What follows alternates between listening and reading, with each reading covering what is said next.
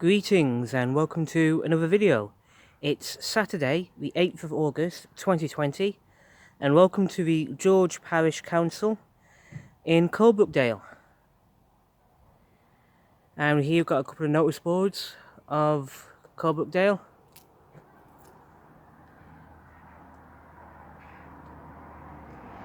And also we've got the Coalbrookdale Free Little Library.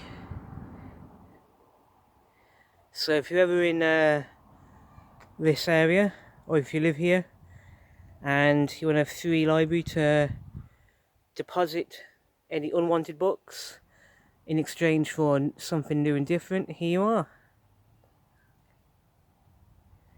Now, I was here last Saturday, making a video about the Coalbrookdale Watercourses.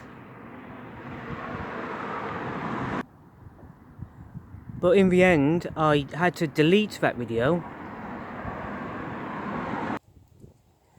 because something went wrong with how it got uploaded to YouTube.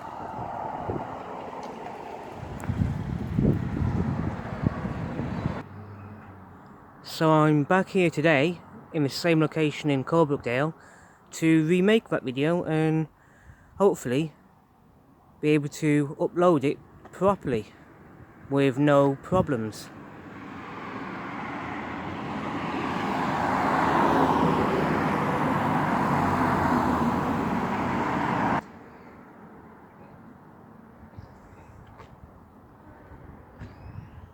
And to begin with, we're just going to go over there and cross the road.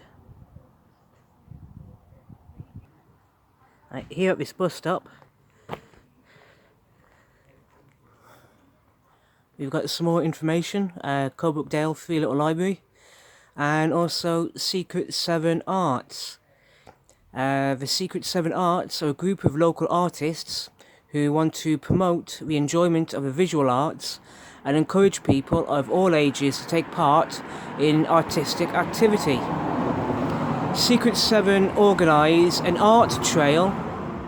They organise an art trail every year which involves several venues in the Ironbridge Gorge area. So that's a fantastic bit of information for anyone who's interested in art and art adventures and art tours. So yes. Well, as for today's video, we're just going to step over here.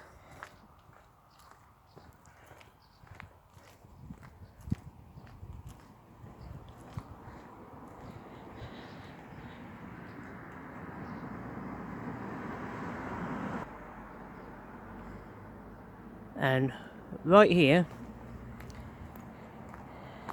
this road in Coalbrookdale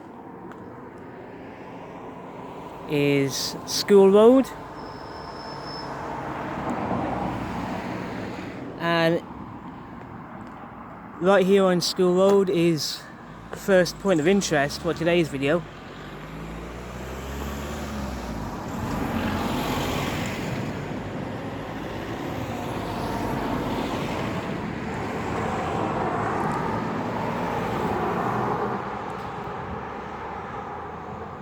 Here you've got a map of some of the paths we'll be following and an information point. The coke halves. Abraham Darby pioneered the use of coke as a fuel for a blast furnace in 1709 here at Coalbrookdale.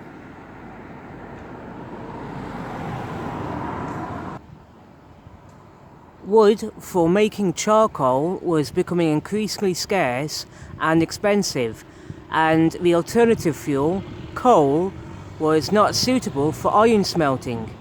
This is the site of the coke hearths, where coal was turned into coke by slowly burning it in heaps on the ground. So yeah, this is where the Industrial Revolution began, when Abraham Darby turned coal into coke.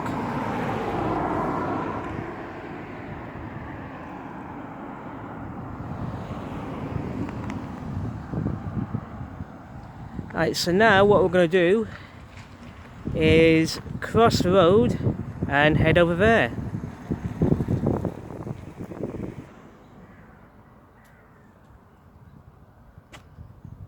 Okay, so right there is where we started our video today.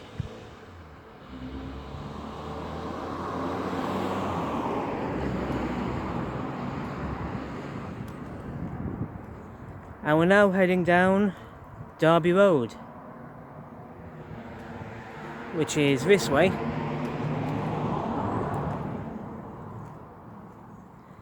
And as you can see, some of what we're exploring today, the scheme was partly financed by the European Regional Development Fund.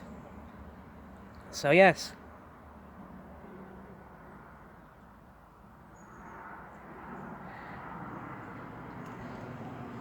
So we're coming down this way.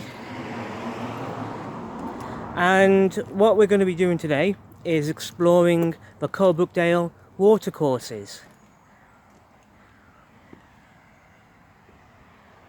And like I said, I explored this way last Saturday, but had to delete the video when I found out that it had not uploaded properly. There was a massive glitch going on. So here we are today, exploring again.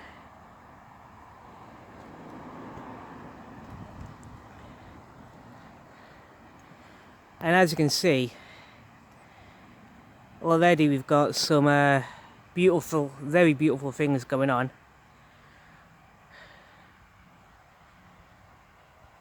Now we're going to be coming down this path here.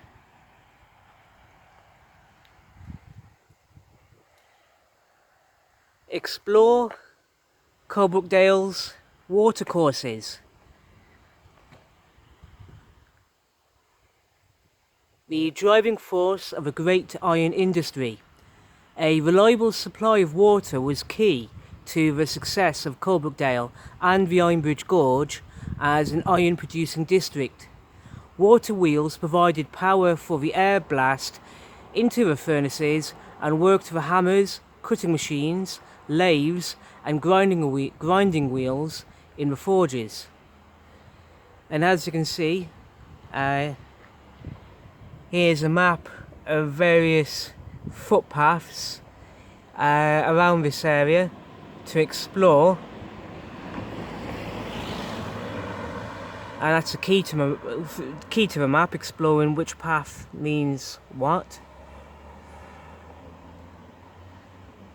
And some information about New Pool, Upper Furnace Pool, Boring Mill Pool, and some of the old sluice gates were restored to prevent this important part of history disappearing. Historical and archaeological research continues to shed new light on the development of this historic landscape. So yes, you've got a full circuit, red route, Upper Furnace Pool circuit, Loam Hole Dingle circuit, and the New Pool circuit. Some of the various paths to explore around here.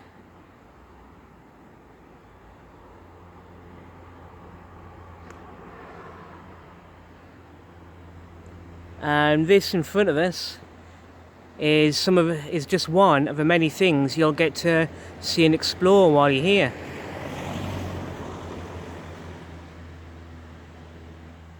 So what we're going to do at the moment is follow this path along here.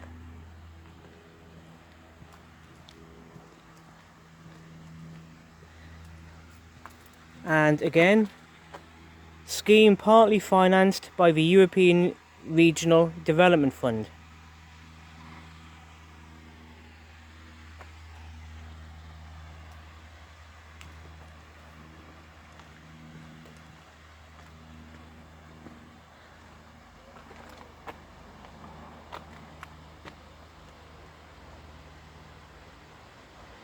It's going to be really good exploring around here. I'm going to enjoy it.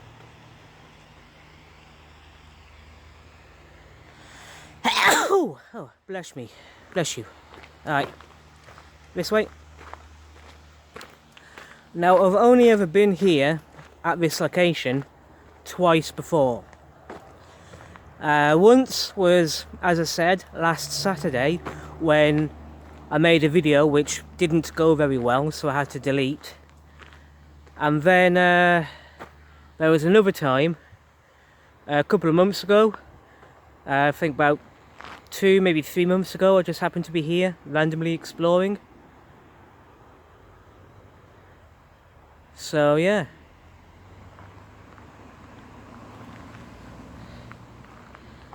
Now, as we've already found out, there are several information points around here talking about the local history of Coalbrookdale, especially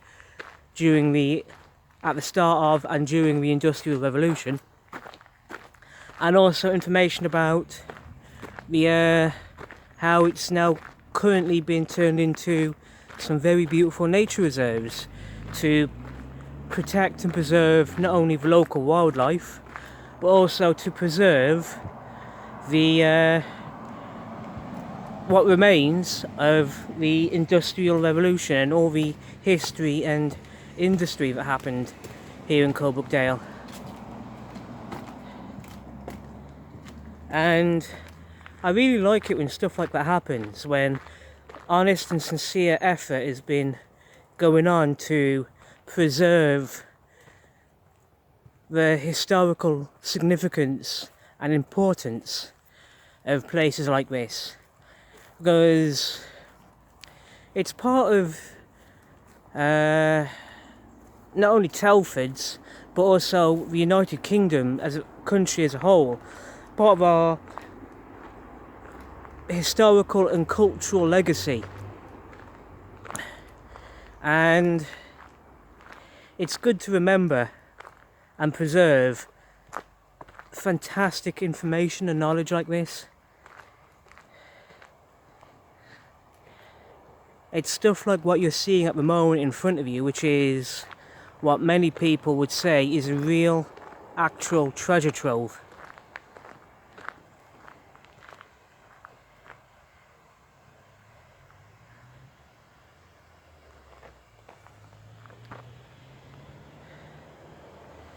And I don't know how many people watching this video have actually come to this place before. Like I said, this is only the 3rd time I've ever been here. I mean, if you've never been, it doesn't matter where in the world you live, whether it be like Yorkshire or Cornwall or London, somewhere in Europe or anywhere in the world. Either way, if you're the kind of person who's got a passion or interest of any kind for history, then, or even nature, then coming to a place like this is definitely worth a visit for you.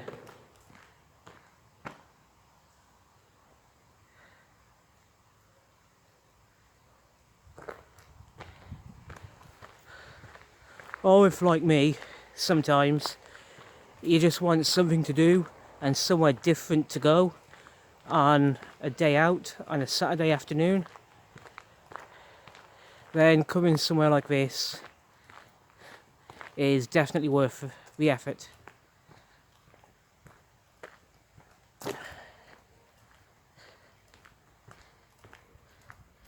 So up in front of us, the path splits in two. We can either go straight on, but what we're going to do at the moment is turn left and maybe explore this other path another day. But as you can see, someone's turned a tree oak into a very, very nice chair. That'll be a great photo opportunity for someone someday.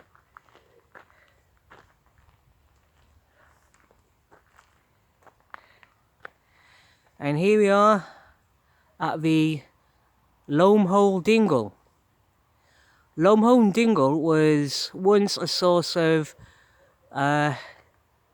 timber to make charcoal for the furnaces Today, the steep-sided dingle with its shady water, loving alder trees and pendulous sedge is home to a rare species of cranefly that lives in the rotting wood beside the stream walls, quietly through the woodland, and you may be lucky enough to see and hear the dingle wildlife. So yeah, that's what that information is all about. And another section of map about the Lomehole Dingle and some of the paths come here. Dalehouse Bridge. This bridge stands on the site of an earlier cast iron bridge. To the right stands Dale House, 1717, and Rosehill House, 1738, both former homes of the Derby family. The edges of Upper Furnace Pool provide nesting sites for water birds like coots and moorhens.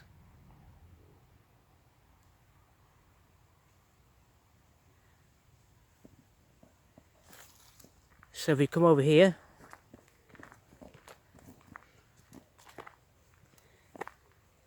and as you can see, this is part of the Telford T50 50-mile trail, which I've spoken about before in previous videos, and it's also part of the Severn Gorge Countryside Trail as well.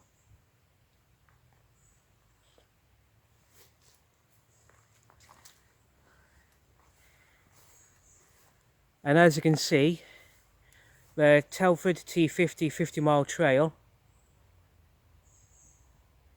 also goes off in that direction, but we're not going to go that way at the moment. Instead, we're just going to go over the bridge.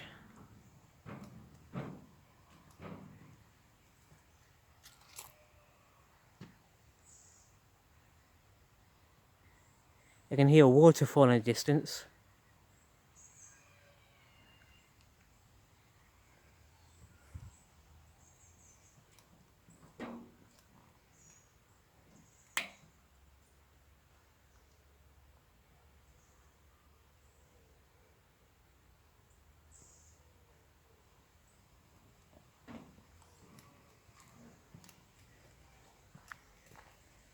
And there's plenty of benches for people to sit at.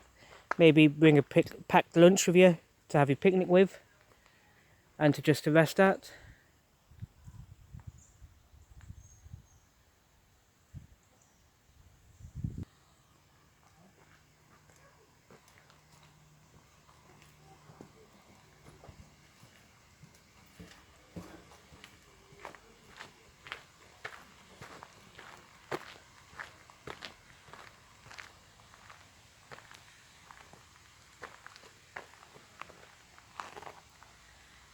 The name Lomehole may be derived from the word lum or loam, which is soil composed of sand, silt and clay. Sandstone further up the valley was quarried during the Industrial Revolution of the 18th century by Coalbrookdale iron trades for sand castings to make iron moulds. Today, silt is collected in the silt trap situated at the beginning of the new footpath at the woodland entrance to help reduce the amount entering the Upper Furnace Pool. Upper Furnace Pool was in existence before Abraham Darby came to the gorge in 1709. It was one of several pools in the valley used to power water to Coalbrookdale Industries. It has two streams running into it from the northeast and the northwest. Today it is a well-established pool for wildlife. And here's a map of the footpath you can follow to explore the route. Lomehole Dingle is a wet, ancient, semi-natural woodland consisting mainly of ash, alder, silver birch and hazel, and a range of wildflowers. The Lloyd Brook flows from the northwest through the dingle into the upper furnace pool and then into the Coalbrookdale Watercourses towards the River Severn at the bottom of the valley. Trees along the water's edge create a natural habitat for invertebrates, including a species of rare crane fly, Latin name I don't know how to pronounce, of which the aquatic larvae thrives in saturated woody debris lying in the stream. So yeah, and as I said already, part of the Telford T50 50-mile trail. But we're just coming up this way at the moment.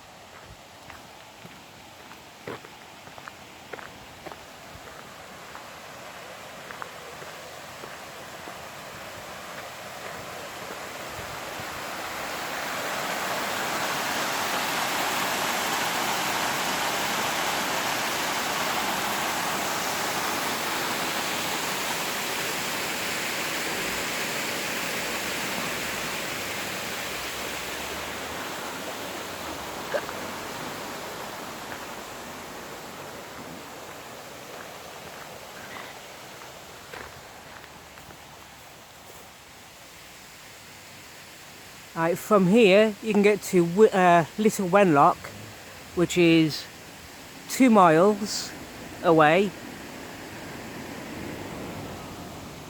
in that direction, following the 45 bike route. And you can also get to Derby Houses and the Quaker Burial Ground going up that way.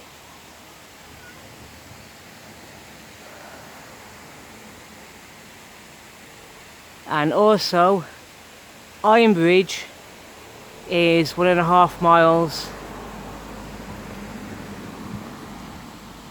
in that direction. And also here you've got the Museum of Iron, Ingenuity and Ironbridge Museums.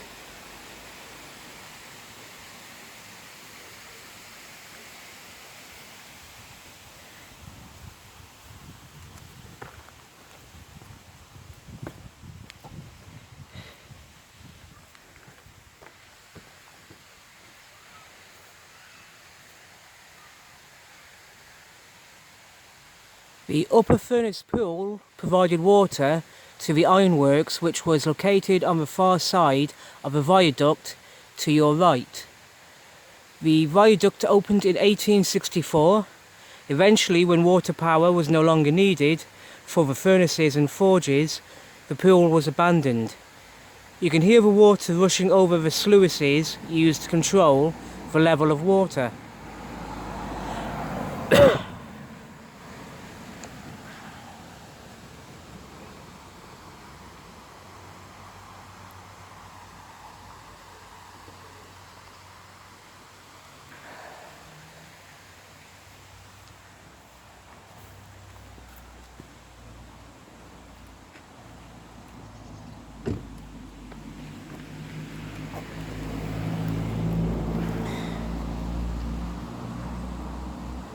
So yes, welcome to Coalbrookdale and the Coalbrookdale Watercourses.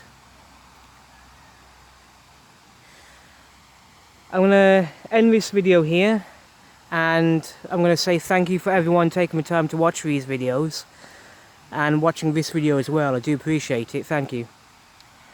So I hope you're all keeping safe, taking care. If you like this video, press the like button, share it around, and if you've not done so already, please subscribe to my channel for more videos like this if you're interested. And yeah, I'll see you all soon in the next video. Thank you and goodbye.